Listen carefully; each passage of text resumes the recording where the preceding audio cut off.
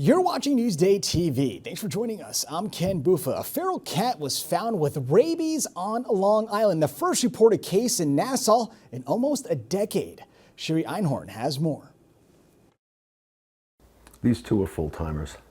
Meet Callie and Joni, two feral cats that live in and around this Wantagh backyard. So to me, everyone eats. Nobody starves. That's my attitude. A warning today, though, from Nassau's Department of Health after a feral cat in Cedarhurst was found to have rabies. The commissioner saying the detection of rabies in our county after several years of no reported cases is a stark reminder of the ongoing risk. It's a very high level of concern. Rabies can spread quickly. Gary Rogers from the Nassau SPCA says everyone should be careful and not just those who feed feral cats. So they live together, but they wander neighborhoods. So sometimes they're called community cats. They go from house to house to be fed. To protect yourself from possible exposure to rabies, don't feed or touch wild animals, stray cats or dogs. Make sure pets are up to date on rabies vaccinations. Keep family pets indoors at night and don't touch dying or dead animals.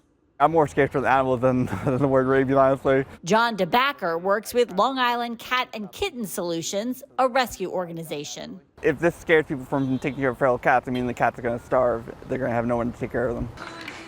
Maxie girl. The rabies diagnosis won't change a thing for Wantagh's Jody Scheintel. She's been taking care of a family of feral cats at her home for years. They have nowhere to go, and nobody's taking care of them. Nobody wants to take responsibility for them. So I just decided that they were going to be part of my household. In Wantagh, I'm Sherry Einhorn for Newsday TV. Anyone bitten or scratched by any animal should immediately get medical help and call the Nassau Health Department at 516-227-9663. And to read more about the rabies alert and feral cats, go to Newsday.com, click Get More on the Newsday TV video box. Stop and Shop is temporarily closing its delis after a cold cut recall. So listen to this. Boar's Head is recalling more than 200,000 pounds of liverwurst and other deli meat products because the FDA says they could have listeria. Stop and Shop says it has thrown out all other open meats and cheeses out of precaution and is cleaning all deli areas and equipment. And Justin Timberlake will be arraigned again next week for his DWI case. The pop star's attorney got the case dismissed today, arguing that the original charging document did not have a sergeant's signature and should be thrown out. Sometimes the police, just like every one of us, make mistakes. And that's the case in this very instant. I will say that Justin respects law enforcement. Now, the singer did not show up to the hearing today because he's in Poland on a world tour. The 43-year-old will appear at the virtual hearing on August 2nd. And Suffolk police are accused of withholding an internal affairs report in an alleged beating of a handcuffed suspect. It's a story you'll see only in Newsday. This is body cam footage of the alleged attack on Christopher Cruz back in 2021. Cruz's attorney says the video shows several Suffolk police officers assaulting the handcuffed Long Beach man who was accused of stealing a car. 3 of the 5 charges against Cruz were dropped. The only one of the officers involved faced criminal charges, but those charges were dropped too. Cruz's attorney filed a federal lawsuit in 2022 against the county, alleging Cruz was targeted because he is Hispanic and that police violated his civil rights. Now, after an anonymous tip, Cruz's attorney is making a new accusation. We were entitled to have that documentation. The tip came in the form of an envelope. Inside was an internal affairs report which detailed 19 substantiated violations by officers involved in the incident, which Cruz's attorney claimed were withheld from them during the discovery phase of the lawsuit. They were aware that this internal affairs report and all of its findings, which are just outrageous. Cruz's attorney, Fred Brewington, is now accusing Suffolk County of withholding crucial information throughout the legal process, including the 50-page report and more than 1,200 related documents. According to Cruz's attorneys, Suffolk County did not notify the plaintiff's lawyers that They had a 50-page document from an internal affairs investigation. While a judge decides whether or not to hold a hearing to figure out why these documents were withheld, Cruz's attorney argues this is a matter of police accountability. We're not playing hide and seek. This is not a child's game. People die because of this. And if police officers have done wrong, they need to be accountable. Newsday called the police department and Suffolk County, but neither would comment on this story. Now you can read more about this case. Go to Newsday.com, click Get More below the Newsday TV video box. All right, so body scanners are officially in New York City subways. Mayor Eric Adams says the scanners are designed to search for concealed weapons. Passengers will be chosen at random to walk through the machine before entering the subway system, and if the machine gets set off, that person must get searched by a police officer.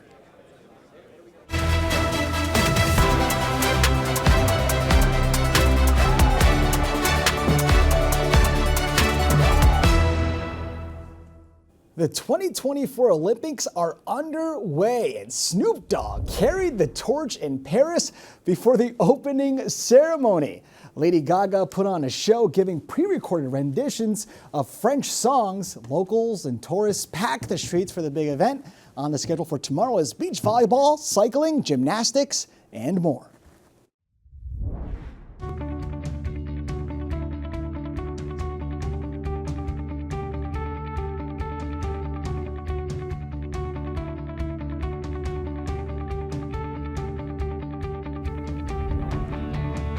Long Island's Piano Man has left the building, and Elisa DiStefano took the trains with fans to see him go.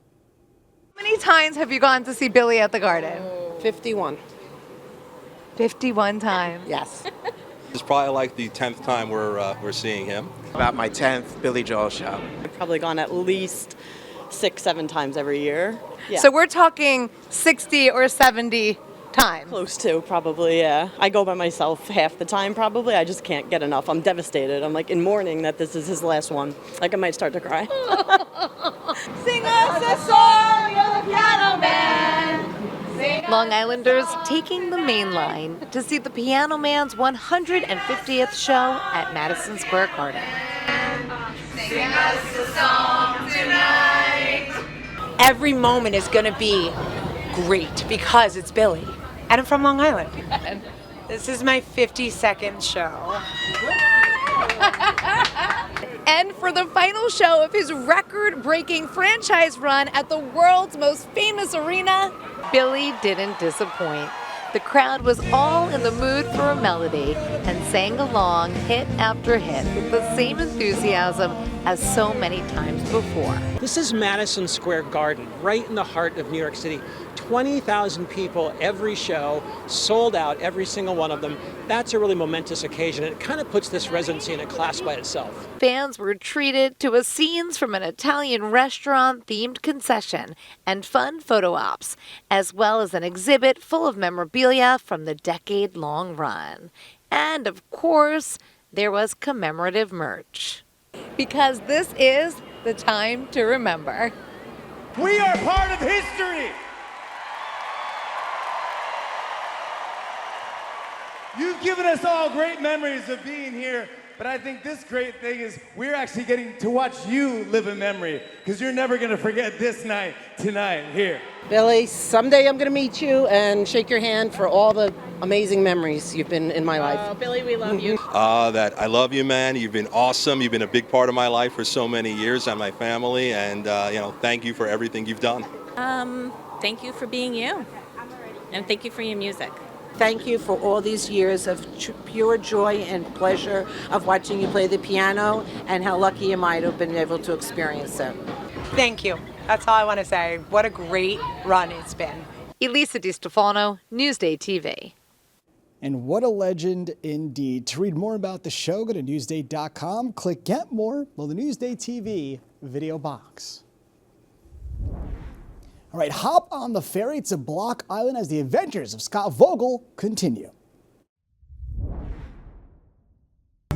How to describe the uniqueness of that 10 square mile Rhode Island postage stamp known as Block Island?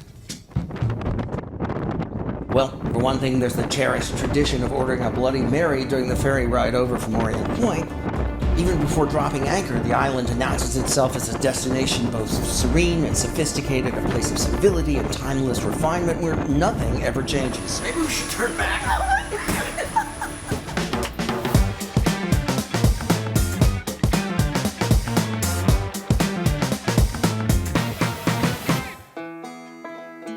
Okay, truth is, Block Island is full of contradictions. It's a place where nothing ever changes, and nothing ever stays the same. For one thing, it's a small town, indeed the smallest town in America's smallest state, where almost everything of importance is within walking distance of the ferry landing, and still literally no one can resist renting a scooter and hitting the open road.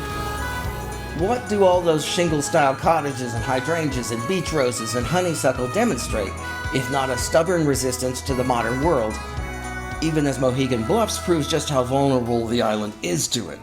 Parts of the Bluffs' iconic descending staircase are closed this summer because of beach erosion, although its 200-foot-tall clay cliffs are as majestic as ever.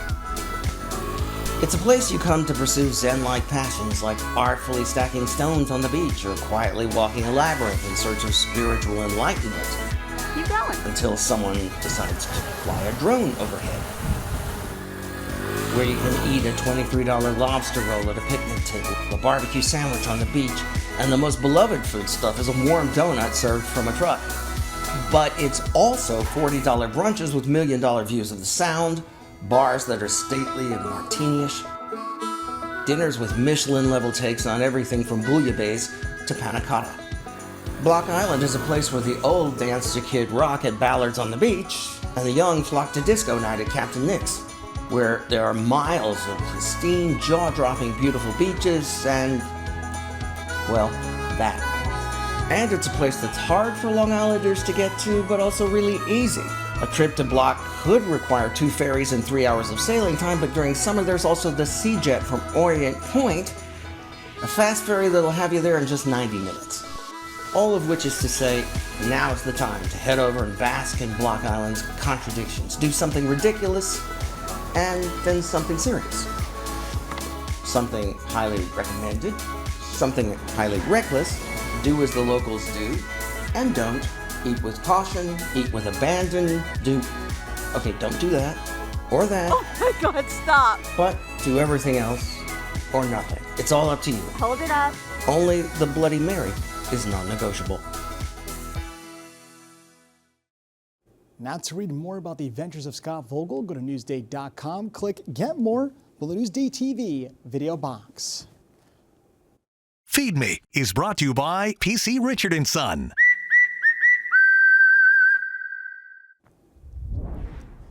Dining on the Sand. Elisa DiStefano and Maria Leda Martinez have today's Feed Me TV.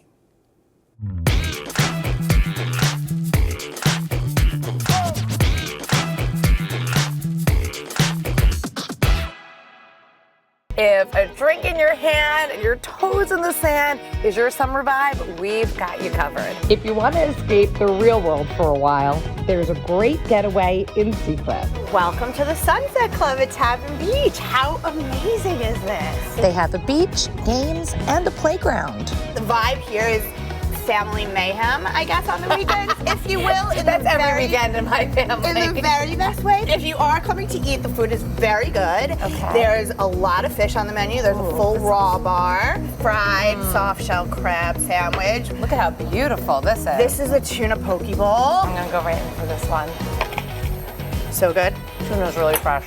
And if you're coming for a drink, they have cocktails on tap and a slushy selection. This is like the perfect summer spread.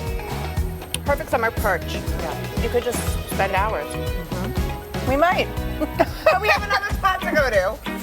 So here we are at our next stop. We are looking out at Reynolds Channel in Point Lookout, and we are at the Bowie Bar. The Point Lookout restaurant is family friendly and family owned. Run by the Doheny family. They've been here for years. Bowie Bar itself is celebrating 25 years, and Scotty's, which is the takeaway spot, goes on the beach, is celebrating 95. That's pretty Isn't that incredible. incredible? It's incredible. play in the water, sit out on the sand, come for a drink, or enjoy a meal.